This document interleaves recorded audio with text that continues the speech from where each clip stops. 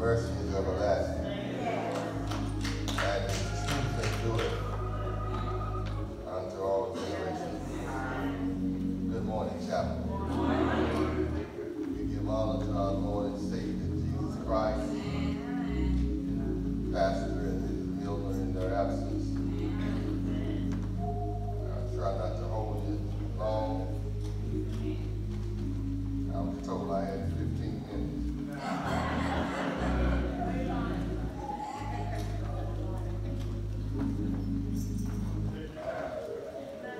I won't tell you who told me that. I'd like to invite your attention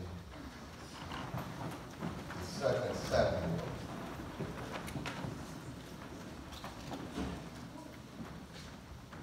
There's a misprint. 2 Samuel chapter 9.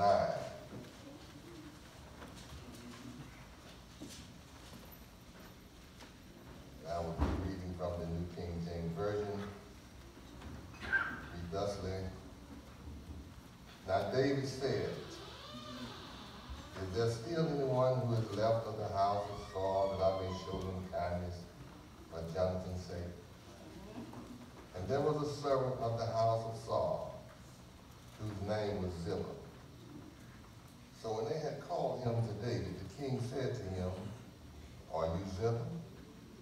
He said, at your service. Then the king said, is there not still someone of the house of Saul to whom I may show the kindness of God? And Ziba said to the king, there is still a son of Jonathan who is lame in his feet. So the king said to him, where is he? And Ziba said to the king, indeed he is in the house of Machir, the son of Ammiel, in Lo Debar.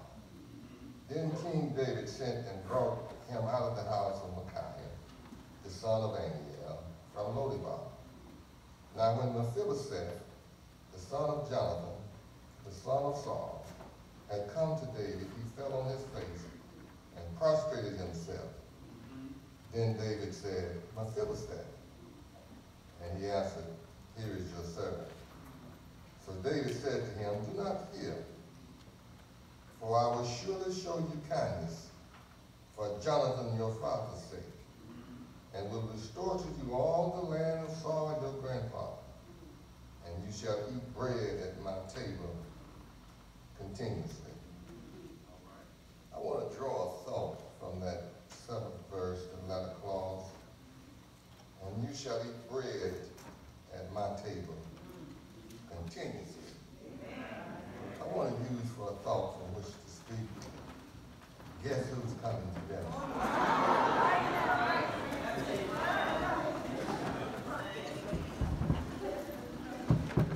Guess who's coming to dinner?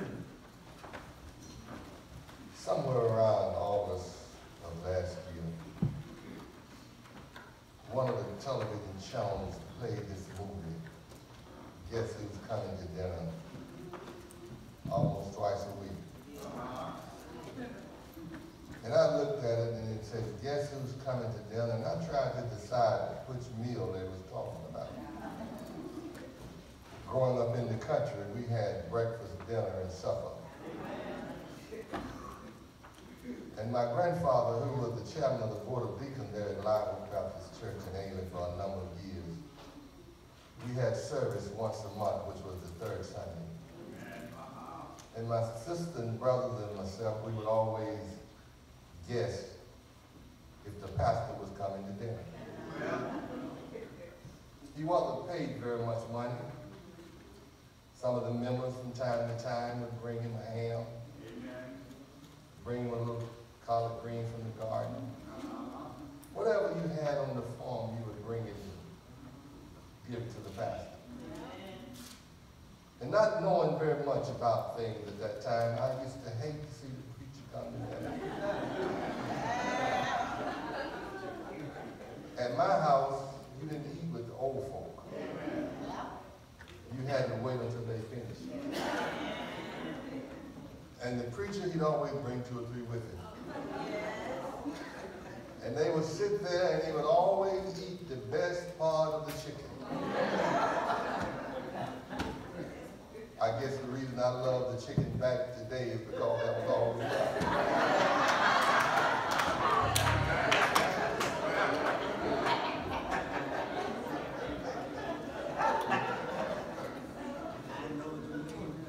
But things were well.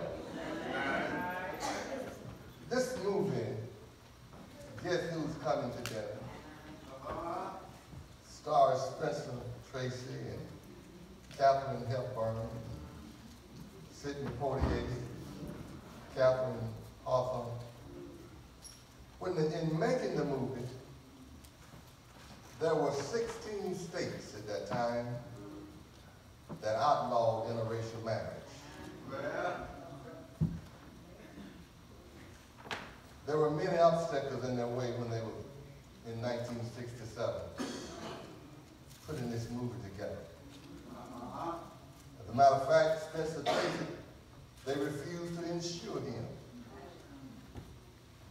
Catherine Hepburn and Spencer Tracy, Spencer Kramer, gave up their salary in order to make this movie. And there were many threats that were received, especially Sidney. Folk felt that he shouldn't have been marrying his white woman. Most of us have a lot of thoughts like that. Amen. And if I can be honest with you, I used to think that way too. And lo and behold, my oldest son stepped in the door one day.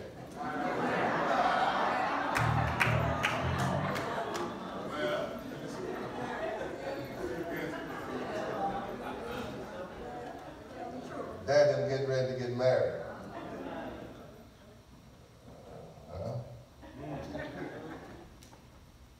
You know, you probably guessed by now.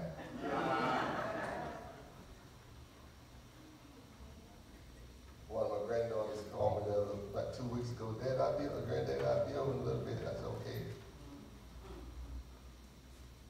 Guess who she brought with her?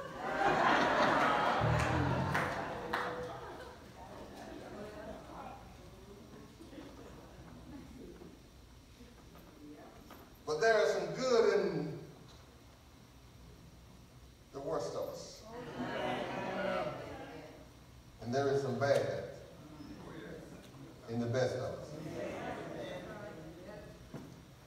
Black doesn't always mean it's good. White doesn't always mean it's bad. We have to learn to accept folk as they are. And if you think I'm lying, just keep on living.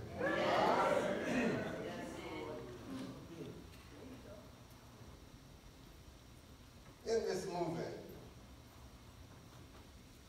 Sidney Poitier and his soon-to-be wife, they flew into the airport, hand in hand, walking down the runway.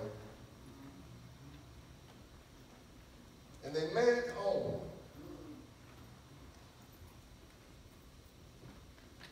And the first person they met once they arrived was the maid, Tilly, Isabel Sanford. She said to her boss, all hell has broken loose now.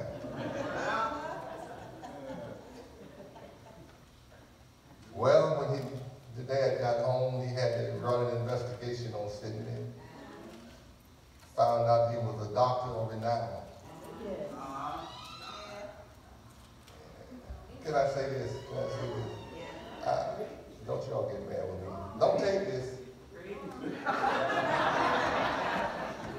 I've always wondered why a lot of times in our community, we get what they don't want. But they come to our community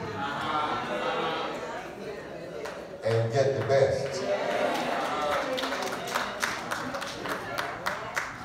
I wondered about that. I wondered about that. You know,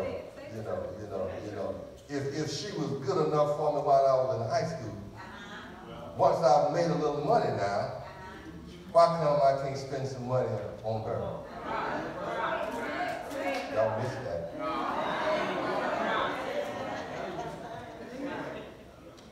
As we look at the circumstances of the text, we see King David sending out a call. He says, is there still anyone left in the house of Saul that I may show him kindness? And I like to think that word kindness here means service. For Jonathan's sake. You must remember now that Saul, Jonathan's daddy, hated David. Matter of fact, he tried to kill David on a number of occasions. And one of the reasons he didn't like David was because they went out to war. And on the way back into town, the women along the way said, Saul has killed his thousands. But David has killed his tens of thousands. And he began to try to kill him. He said, is there anyone who's left that I may show kindness to him? Now, Jonathan and David made an agreement. And that agreement was, whichever one outlived the other one would take care of that one, the other one's family. So now Saul is dead now. Jonathan is dead. David is now the king of Israel, of a united kingdom, that is. And he sends out word, is there anyone left in the house of Saul that I might show him kindness for Jonathan's sake, not for Saul's sake? Word came back, yes, that he had a son. Now, Mephibosheth was lame. The Bible just tells us that he was crippled. But you must remember that when a king went out, what happened is when they went to war and Israel had lost, and Mephibosheth and the baby, he was with the babysitter. And when the babysitter learned that the king was dead, she grabbed the baby and started running for safety. And while she was running, she fell and broke the baby's legs. He was only 5 years old at the time. Is there anyone who's left in the house of Saul that I might show kindness for Jonathan's sake? Notice, if you will, he was in the place called Lo Debar. And that word Lo Debar simply means nothing. Can you imagine? We don't know why he was there. He could have been hiding from while Mephibosheth was there. He could have been hiding from David because, you know, at that time, the king, they would kill off any threats to them. And then it could have been that he just wanted to spend his life in seclusion. We don't, it doesn't tell us. Is there anyone that's left in the house of David? David sent and brought him to his house. Notice. When he called Mephibosheth's name, he said, here is your servant. Mephibosheth answered him. So David said to him, do not fear. He put him at ease, didn't he? Don't be afraid. I understand. The king has the authority to put you to death just in case you try to threaten to take his kingdom. After all, my own son would try that. Don't be afraid. I will surely show you kindness for Jonathan, your father's sake. And David, can't you see David in the picture in your mind talking with this young man? They had taken all of his land back when the war was going on. David said, I'm going to give you back all the land. And I don't want you to go back to Lo Debar. After all, there's nothing there. I want you to come to my house. I want you to eat at my table. I don't know if that meant that he would eat every meal at David's table, but we do know that he had an invitation to come to the king's table. And not only Mephibosheth was invited, but his entire family was invited. We know he had a son because the scripture tells us so. I want you to come and eat at my table. Can you imagine this crippled boy, crippled all his life since he was 5 years old, on his way to the king's table? Instead of eating fatback, now he's eating filet mignon. Instead of sleeping on the floor, he probably had what they called at that time a king-size bed. I want you to come and eat at my table. And all this scripture is telling us is an act of kindness that David is showing someone because he made a promise to someone else. Just a few days ago, a lot of us made what we call New Year's resolutions. But wouldn't it be great if we could only make one resolution?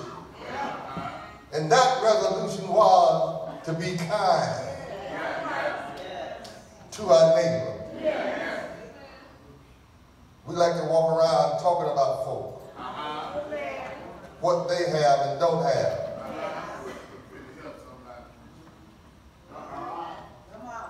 But the bad part and the sad part is we don't know how they got there. We don't know how many sleepless nights they had.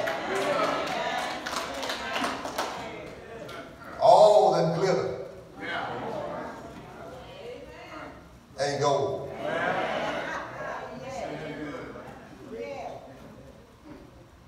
Come on to my table. As I get ready to leave here, my mind carries me to an old lady.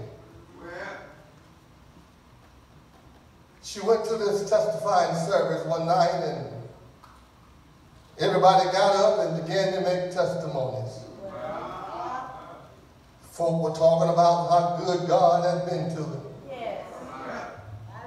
Talking about how many friends they had. There were even those that talked about what kind of house they were living in. Some made mention of the money they had in the bank.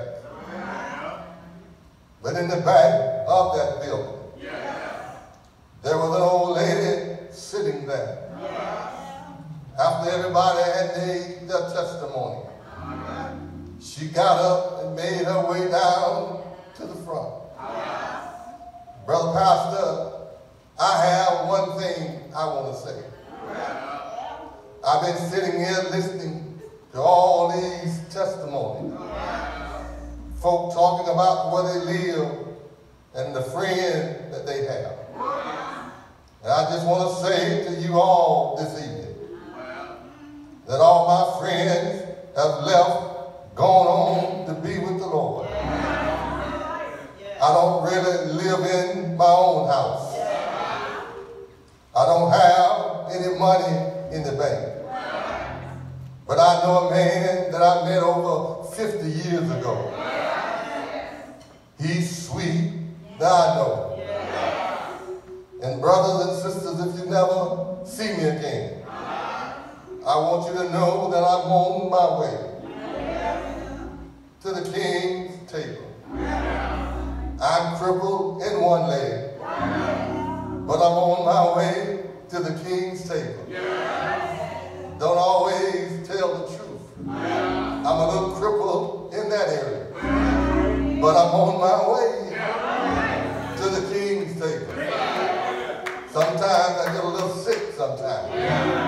But I'm on my way to the king's table. When I can read my title clear, the mansions in the sky, I bid farewell to every fear. Wipe my weeping tears. I'll be there. Can I look for you? Will you be at the table? God bless you.